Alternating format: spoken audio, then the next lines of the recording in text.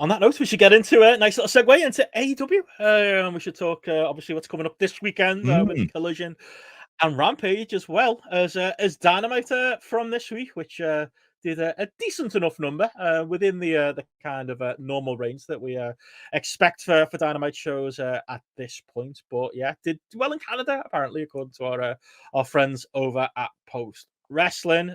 Did 891,000 viewers and 435,000, a 0.33 in the 1849 per WrestleNomics. Largest viewership since October 17th, and the largest 1849 since the Grand Slam episode on September the 20th. We can have a little look at the quarter hours in a minute, but what seemed to carry it was a main event of Samoa Joe versus Hook.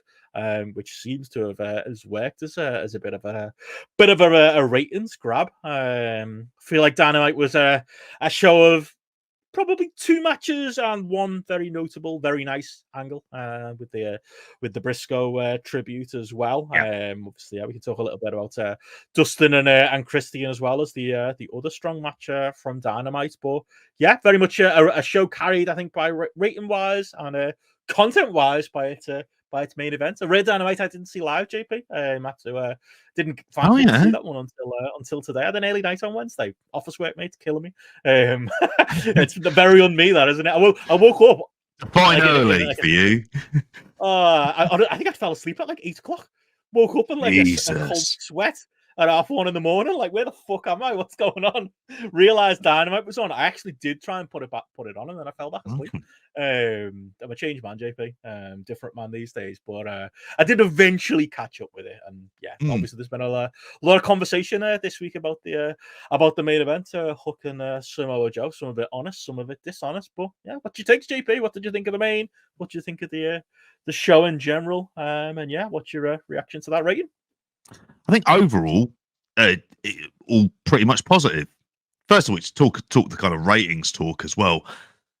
It wasn't something I thought that they would draw this kind of number. Certainly not the pattern as well, which is really the thing to notice. Where it peaked, it didn't peak necessarily, but it went right up for the Hook Joe match in the end. Which, I didn't have all sort of massive expectations for it necessarily.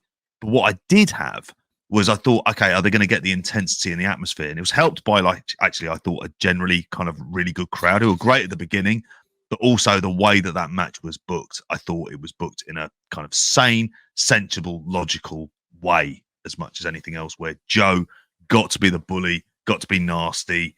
Hook kind of got a few memorable moments. There's bits is weird, like him running the ropes and stuff. It just looks kind of sketchy, but for me, it kind of works.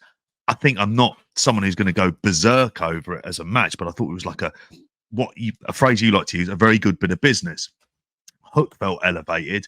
It worked in kind of Hangman and Swerve as like having a number one contenders match at some stage to be facing Joe at Revolution, which I kind of wonder whether or not they're going to put Hangman Page into that slot as well. So it carried on the feuds kind of like logically for that. And I think this is almost like, if you go to the rating as well, there's like it's like a reward for some very decent, solid TV. Now, I didn't love everything on this show, but the stuff that needed to work kind of worked. And this, as a TV main event with someone who, at this stage with Hook, he can eat the odd loss as long as he's not made to look like a complete fool. And I love the bit where he kicked out of 1.5 from the Muscle Buster as well. But yeah. I can't, but like, having seen the match a couple of days later, I can't believe there's been that discourse about that. It doesn't even really deserve the attention because it's fucking nonsense. It was so well done. Like, I love this match. I really did. This felt like a TV Joe Necro.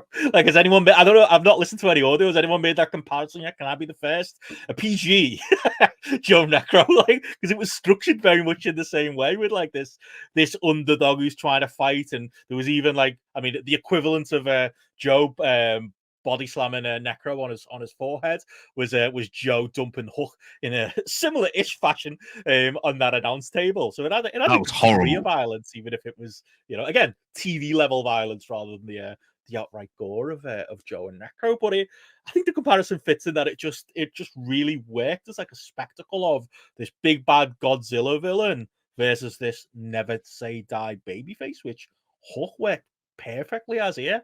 I Yeah, I absolutely loved it. I don't think it could have been done any better. Like genuinely, like I think Joe was amazing in his role. I think it was timed perfectly because the shortness of the match was almost its strength because it just started strong and it Yeah. started with Hook raining down on Joe and even like some of his ropier offense, like when he jumped off the guardrail, looked a little bit rough, but it looked like it was just a man who was desperate to get into this fight with this bigger Samoa Joe. I thought that was brilliant.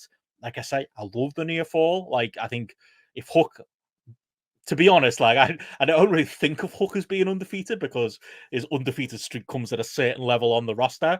So, but Yeah. you can sell that as being a reason why the match existed, and I think they did a good job of that as well. And it, like we were massively praising the segment last week, but you still got someone who's mostly undefeated and mostly has been really protected. So how'd you protect him in a match like this, where of course he's got to lose? You give him that moment, and it was done perfectly. It was Joe, it's the muscle buster, which spoilers. It's been his finisher at points in his career, but he goes back and forth between that and the choke. Hook will be like the 500th wrestler to ever kick out of it. They also did it in a way where like he had quite a few seconds on the ground. The 1 count kick out worked. It wasn't like illogical. It was a fuck you, you're not taking me seriously kind of moment, which if anything to me makes more logic than everybody in wrestling on every single cover kicking out at 2. Like surely there must be some more, there should be more 1 count kickouts in wrestling. And if anything, if you want to send a message to your opponent, don't sit there for the 2 and do kick out at 1. It was brilliant. It was a brilliant bit of booking, and it made him look stronger. It didn't hurt Joe in any way. If people were having to go with the post match, I could maybe understand, because I think Hook could have done better to sell, the Muscle Busters after the match. In that, I understood the story they were trying to tell, that he was like, please say, give me some more type of thing. He would, is that all you've got to Joe? Which was another way to protect him. I just thought in execution maybe he didn't do a perfect job of staying on the ground. He probably got to his feet a little bit too quickly, both times. I could understand the argument there, but outside of that, between the bells, just perfect. And yeah, I feel like that kickoff was a feature, not a flaw. Call me mad, JP. I think I like 4.5 stars on it. I thought it was fucking great. maybe 4.25, but like somewhere between 4.25 and 4.5. Like I'm going to remember this at the end of the year. There's going to be matches I don't remember, like big matches that people are going to rave about from wherever, big AEW pay-per-views and New Japan shows and stuff like that. But memorable. I'm going to remember Joe and Hook for the amount of time they had and for what they did with it. It's tough for me to say they could have done much better. Well, if you think about this, he's lost. This is his second singles loss in AEW. What is he like in this? This is the match you're going to remember out of him, because, like you say, all the other ones, they're against scrubs, whereas he lives with someone who has been booked in a really strong way, and Joe gets how to do this match kind of perfectly. I think your shout of it being like Necro is a phenomenal one for that. And you're going to remember this with Hook. And the thing that you're going to learn with this is actually there's something to this lad, which we'd said at the beginning. And then he just lost his way and they didn't know what to do with him. And it's like they suddenly remembered what they could do with him as well. And the idea was him just surviving it and doing it in a way where he wasn't looking weak. He was just like, I'm going to take everything that you have, safe in the knowledge. Then you can have a rematch where he gets that bit closer, and then maybe a third match where he finally gets the win, and you can space that out over time.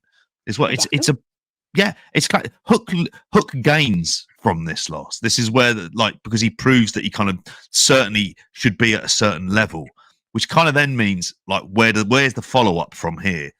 Where does he not get lost in the shuffle? And I can say at the minute that kind of rough around the edges offense, I'm fine with. Am I going to be all right with it if he's doing this kind of like most weeks in a feud for the TNT title or something along those lines? I don't know. Like I reserve the right to kind of change mind on this. Maybe if he went away, worked somewhere else, did something different, maybe is developed. But like they probably don't want him to, because like on the quiet, he does well in merch. Like they had their list of PWTs last year, the top 25 t-shirt sales of the year. He was in the list, like, and he stood out. It was like, Hook, really? And then you look at the court, like I won't throw out of respect for Brandon, I won't throw the Wrestling Ombuds quarter hours in there, because this is going to end up on YouTube. But like, you look at the quarter hours, like the 1849, which is what they're paying attention to. other than the first 2 quarters, which Big Bang Theory, basically, people haven't turned over yet, and it's close. The biggest quarter hour for 1849 on Dynamite was the main event. That doesn't happen. Like, it's not a given. It should be a given, but it's not a given. It's at most weeks 451,000 in just in 1849. Like, that's a monster number. Like I say, the first 2 quarters were only in the 460s, so it's not much lower than that.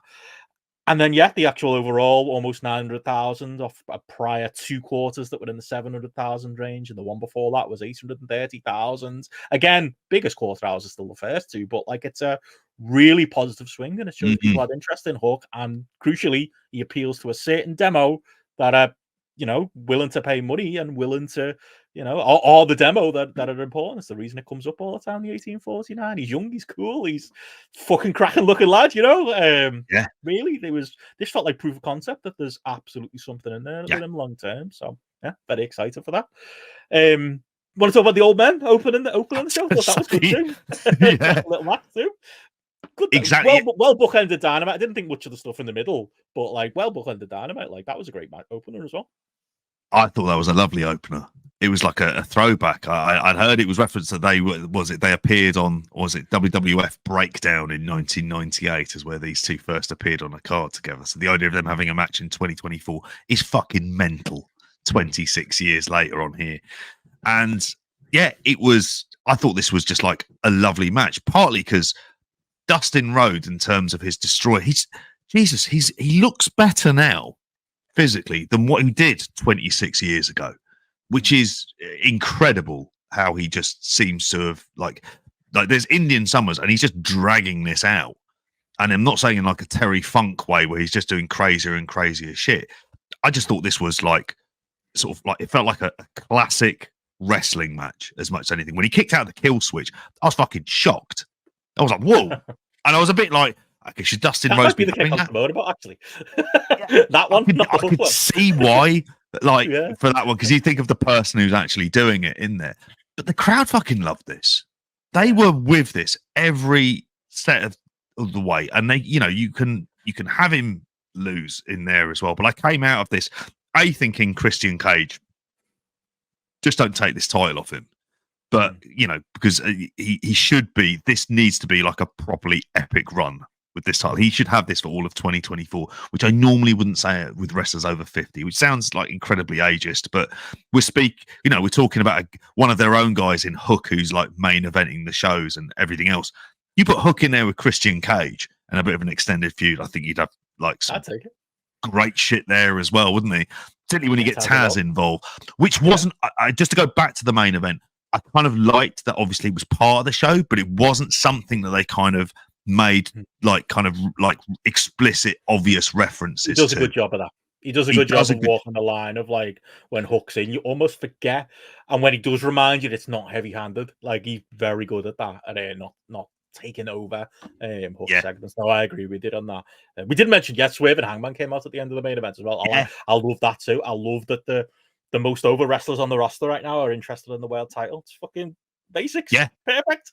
Do it, and that goes to this opener as well. It's like, was there a gigantic story reason for this great match to exist in the first quarter? No, but that's another benefit of AEW. They can just throw something like this out at you and give you a pretty random. I know it was a little bit built up, but a pretty random match between two lads who can go and they can deliver this. WWE don't necessarily do this, so. Yeah, I thought though that was the gigantic strength of Dynamite this week was the opener and closing quarter with a Sam says, Hangman PI coming out.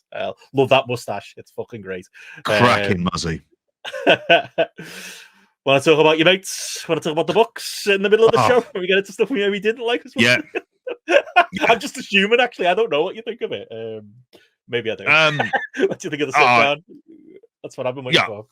I didn't like it in the slightest. It was like, okay, here's the Bucks, their new big heel character, where they're taking revenge on someone who they think is actually kind of all right. And it's all done with the same requisite amount of smart that is not, which isn't desirable even in a kind of heelish type way. I think there is like, they sound exactly how they did before they went away. I didn't notice any sort of big particular change with them in terms of their characters and who they are. I just didn't fucking in the slightest. I just sort of like sat there thinking, why are you wrestling Sting? What's the problem here? While all the while making the veiled references to other stuff, which they're not going to be able to talk about because of fucking NDAs. So there's really no point if you're not going to be using it. But it gets a certain buzz from a certain particular type of the audience. But that's a minor, small part of it as well at the same time. So I just came out of it again, just thinking it's the same characters with a shave and a suit. That's it. And they're playing much more into EVP, and for, I like calling you Richard occasionally as well, but I think this full name thing might end up taking the piss. I know, because that's always your response as well for that. I like that one as well. But yeah, it wasn't like, it wasn't like, I want to see these guys get crushed heat. It was, oh, for fuck's sakes, it's the same thing again, but you're only changing peripheral stuff around the edges, and they're going to be exactly the same characters. So yeah, completely unenthused. I think for me, like, it's like I should say first, obviously the book's being ironic, winking at the camera, too smarmy and smart for all this shit. Wrestlers is what built their brand, sold an ungodly amount of t-shirts, got them over to a level without TV that I don't think has really happened in wrestling history, they deserve credit for, that led to the creation of AEW. Like, there's some pretty big things to say, like, to start off with. I'll say before I ever go. Like, the irony is such a big part of what they do, that all of those things, that is true. All of those things happened with them doing that act. As it worked, at any point once they've actually gotten to creating a worldwide televised cable TV juggernaut that is AEW Dynamite, to the level that, like, I think would be expected of them at their position on the card, or at least what their position on the card should be, and where it is, for this Sting match.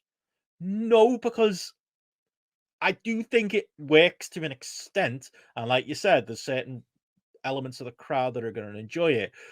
There's definitely I would argue, a punchability to want to see them beat up. Some would argue the reaction the likes of us have to them is the money, that we want to see them getting beaten up. But it's, yes, at a mid-card level, because it's so fucking mid-card.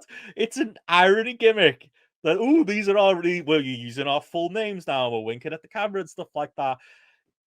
Okay, but it's very, very low. It's very, very mid-card and very low on the card. It's just not, like, I don't know what they could have done if, when they went away and they put on this fresh show to came back, but coming back and doing, like I say, irony comedy, all right, more of the same, and it's going to have the same diminishing returns that they've had in the past, where they aren't exactly massive quarter-hour draws and aren't exactly a major presence in the company.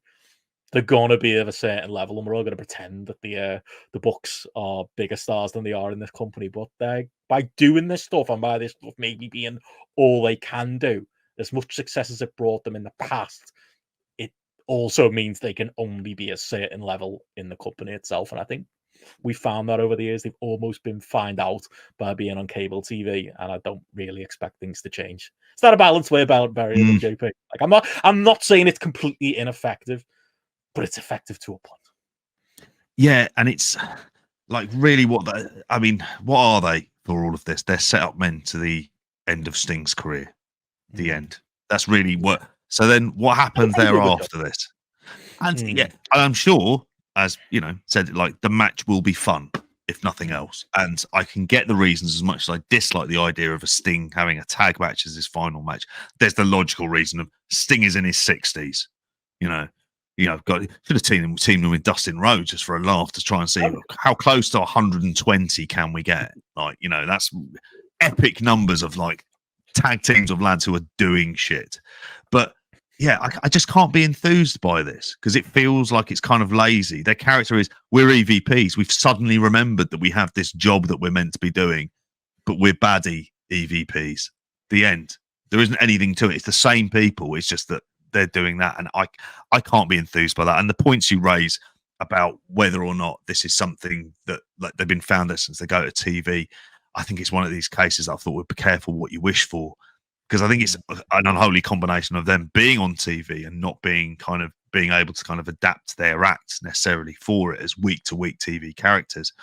But it's also the fact that they've had the hand in the creative around all of this, and they feel like, for guys who we used to think of as being kind of innovative, not only in their angles but in every aspect of how they present themselves, they feel stale, which is like the death knell, I think, for a team like Other this. versions the same thing, you know? You're selling me the same. It's the same thing you've always sold me. And to some, that's great, and that's what they should be. And people will argue they should lean into this real life heat and the punk stuff and the EVP stuff. And maybe there is mileage in there, but I just think there's mileage in there for a really solid mid card tag team who are fun heels that get beaten up like the Gun Club or something like that. I think people maybe need to pump the brakes on the overpraise for this stuff, but I guess we'll see. I don't think our minds are going to be changed anytime soon. I do want to end on a positive, I suppose, for Dano, and then we can just wrap up with any other final thoughts before we get into the slim pickings of previews we've got this week. JP, gotta say the Briscoe segment was fucking. Oh, that was so fucking lovely. Yeah, it's a wild thing, realizing it's been a year, because me and you were recording this, weren't we? Late on a Wednesday or a Thursday night or whatever night late it was that week, and the news broke, we stopped recording, and like that feels like that happened like 2 months ago. Fact that it's been a year is insane, but like that entire segment, Mark Briscoe continues to be the strongest man in wrestling. Even obviously, him showing a lot of emotion in this segment was touching.